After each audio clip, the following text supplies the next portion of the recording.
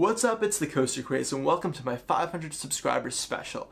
Again, I want to say thank you guys so much for helping me reach this milestone. I know it's coming a bit late, but I did a poll where I put different options on how to celebrate, and the top 10 worst roller coasters I've ever ridden won. I'm super excited with y'all to share this list. Before I get started, I just want to say, if you enjoyed this video, make sure to like and subscribe, click that bell notification just to see when videos come out right away. It really means a lot. It helps the channel a ton. And I have a ton more coaster content just coming soon, as well as previous videos and playlists up on my channel already.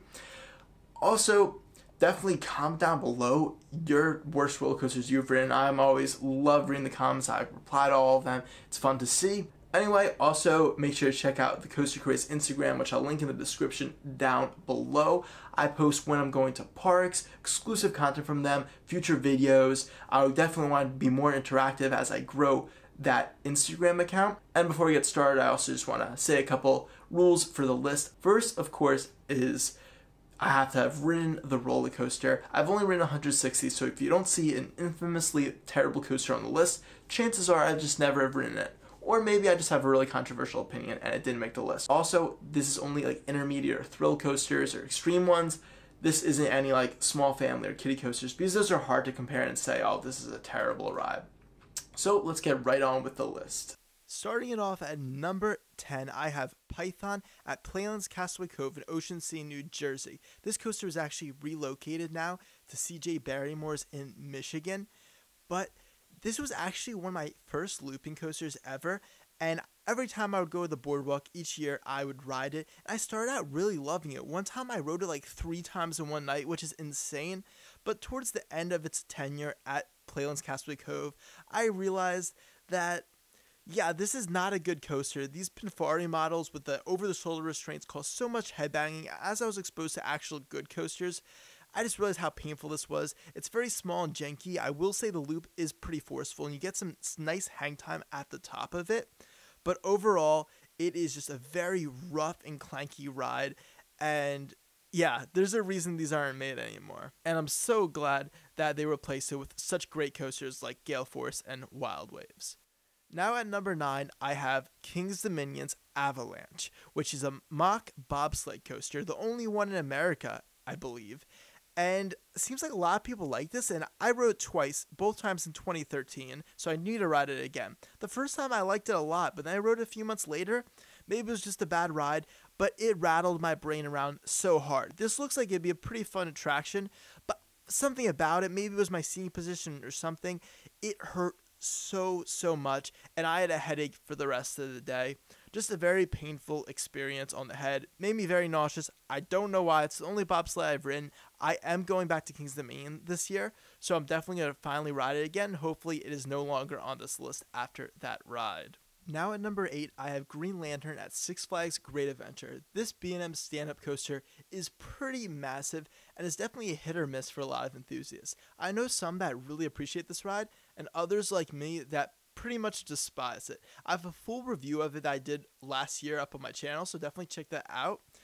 But I just find this to just be so painful following the vertical loop. I actually really love the straight drop and the loop, because you don't see that too often on the stand coasters with a straight drop. It is really fun, and towards the back you get some good sort of standing air time, and the loop is very fun, get some great hang time, but after that, all those inversions just cause so much headbanging and discomfort. I mean, the incline loop, the dive loop, the Immelman, the corkscrew, they're just so painful. The turnarounds and stuff don't really do much. It's such a long ride. I believe it's over 4,000 feet of track, and it doesn't do a ton in it, yet still bangs you around so much. I just wish it was a lot shorter, and basically at the vertical loop, I'm just begging for the ride to be over. So yeah, that length really hurts this one a lot. Now at number 7, I have a pick that might be a bit contested. Thunderbolt at Six Flags New England. So this is a very historic wooden coaster from the 1940s, the first of 2 ace roller coaster landmarks on this list. And I was kind of excited for this. This is my first ride I did at Six Flags New England when I went in 2019 for my first time, and I got off it with such a bad impression. It was so painful.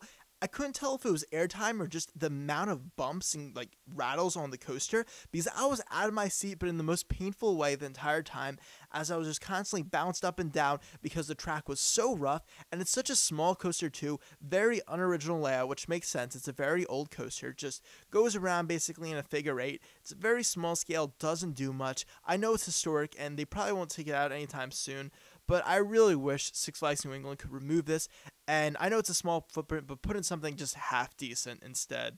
My number 6 pick, Hollywood Rip Ride Rocket at Universal Studios Florida, is probably going to be another controversial pick. Again, I have a full review of this one up on my channel, so definitely recommend that for more detailed thoughts. But basically, this is such a cool looking ride. It looks really fun. I love how you can pick the music that you listen to during the coaster with a headrest. It's so cool.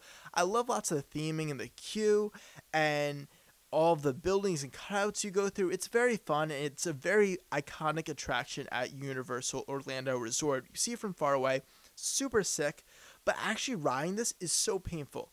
I rode it twice when I went in 2017, and both times I was just left with such a bad headache. And for a coaster that only has lap bars to give me that, that's impressive.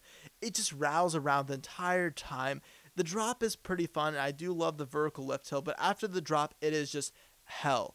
That non-inverting loop really rattles you. All those bank turns and the constant brake runs just ruin the ride because, yes, the pacing is terrible, of course. Allows for high capacity, having all those mid-course brake runs. But the thing that really kills it is just how dang rough this coaster is. Very unenjoyable experience, in my opinion. Now at number 5, I have the other ace roller coaster landmark. We're back at Kings Dominion for Rebel Yell, which is now called Racer 75. And I heard that there is some retracking, so I'm hoping it's better now. I rode both sides back in 2016. That was the only time I rode them, so maybe it is a bit better, but these things are rough. I thought this was going to be a fun ride, but instead I got pretty much no airtime and just constant rattle and bouncing the entire time. This is basically Thunderbolt at Six Flags New England, except bigger and longer, and that means more than double the pain. This is a very uncomfortable coaster, and I got off with my back really, really hurting. Now at number 4, we are again at Kings Dominion for the final coaster there. This is Anaconda, and this is one of the most hated coasters in the park, and for good reason. It's a 1990s aerodynamics looping coaster, and it's kind of cool that it goes underwater. It goes under the Charles Lake, I believe it's called. And that does allow for a cool little gimmick, but the ride is just such a poor layout. The two strange loops and sidewinder, the corkscrews at the end, the very janky transitions. If you just watch the footage for this, look at these turns. They don't make any sense, and it looks like it was made by a little kid who was just goofing around on some old computer software from the 1990s or something. But nope, it is a major scale coaster that somehow has been around for 30 years. Why doesn't Kings Dominion remove this? I don't know, but it was so uncomfortable. It gave me literally nothing from the ride experience, and I got off saying, I'm never riding this again. There's no reason to. For number 3, I'm coming to my home park, Six Flags America, for Mind Eraser, the Vekoma SLC. And so this is probably surprising that's only the number 3 pick, but you'll understand in a second once you see my top 2. This coaster, though, is pretty terrible. I will say it is not the worst thing ever. You can check out my very recent coaster review on it up in the iCard above, where I go into a lot of depth on it. But basically, on my most recent ride, I found that I really enjoy the drop, the sidewinder, and the first turn. And after that, it just becomes hell, and I really hated it. That's the interesting thing. There is potential here, and you can see that on some of the other Vekoma SLCs. I've only ridden one other, that was the Riddler Revenge at Six Flags New England, and I didn't love that at all, but with the vest restraints, it definitely helped a bit with the headbanging. It's still a very janky ride, in my opinion, and I think definitely has a bit of a rattle with just how the trains ride on the track. Vekoma's gotten so much better, obviously, but this, just with 5 inversions, by the end of the ride, you're so banged out, you're just done. I really struggled to get through this ride and just wish it ended right after the first turn, which is probably 10 seconds into the whole coaster. Soaring Eagle at Luna Park at Coney Island is that terrible number 2 pick. This is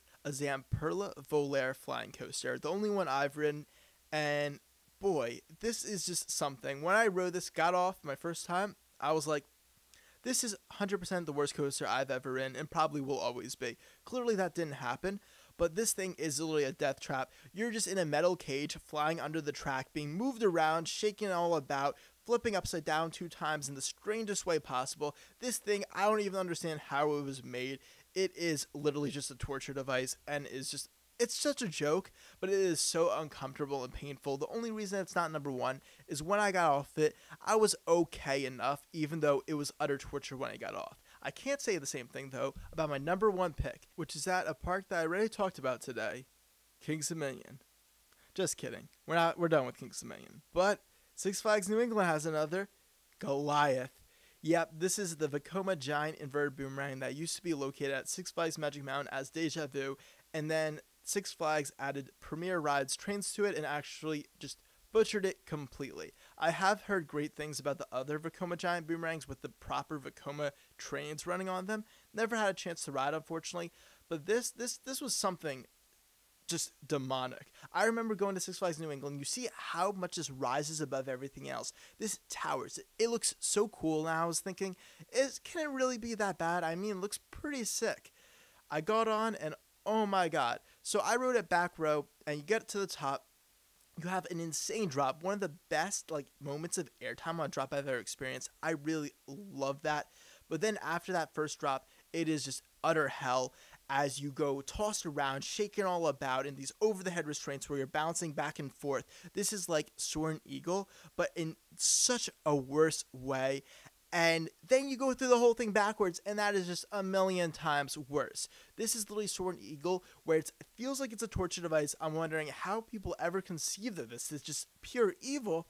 And then I got off, and I just felt so done. I barely even wanted to ride Wicked Cyclone right next door afterwards, and that's my second favorite roller coaster, just because of how terrible Goliath was. It was just, yeah, I can't bear it.